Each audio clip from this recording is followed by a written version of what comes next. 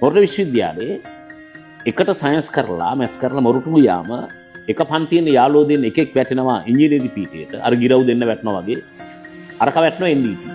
මුන් ඇතුලේ මරා ගත්තානේ. දෝ NDT ඉංජිනේරින් කියන්නේ සෑහෙන වලිය. මාර වලියක් ගියානේ. ඔලු කීයක් පැරලා ඇද්ද? නේ? ඔලු කීයක් මුන් පලාගෙන නැද්ද? මුන් කීයද අතපය කැඩුවද?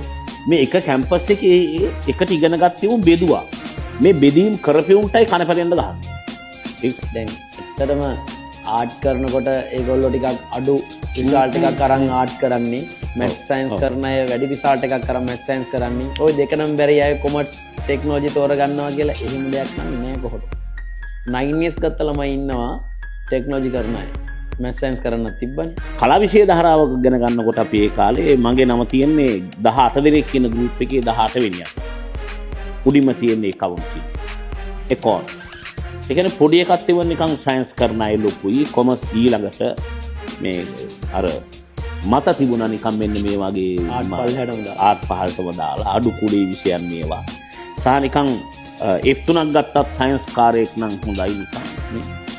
ආර්ට්ස් කරලා A4ක් ගත්තත් වැඩක් නෑ. ඊට වැඩිය වටනවා සයන්ස් කරන ගෘහ විද්‍යාව තමයි. උඹලා ගෘහ විද්‍යාව කිව්වට ඔය ෆුඩ් ඇන්ඩ් සයන්ස් දැන් උගන්වන්නේ.